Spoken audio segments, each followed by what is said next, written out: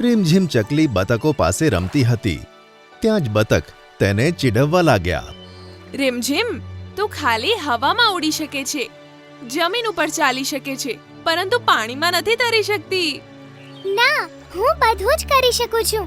મહેનત કરવાથી કંઈ પણ થઈ શકે છે. અચ્છા, તને તારી મહેનત પર આટલો બધો વિશ્વાસ હોય તો ચાલ પાણીમાં તરીને બતાવ. તું જોઈ લેજે, હું એક દિવસ પાણીમાં જરૂર તરીને બતાવીશ. રીમઝીમ ત્યાંથી ઉડીને જતી રહે છે. પછી રીમઝીમ નદીમાં ઉતરે છે.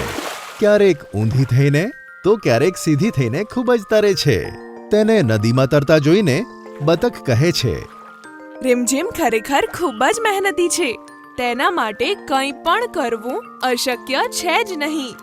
ત્યારે કાકા બોલ્યા, મહેનતથી બધું મળી શકે છે, જેવું રીમઝીમે કર્યું.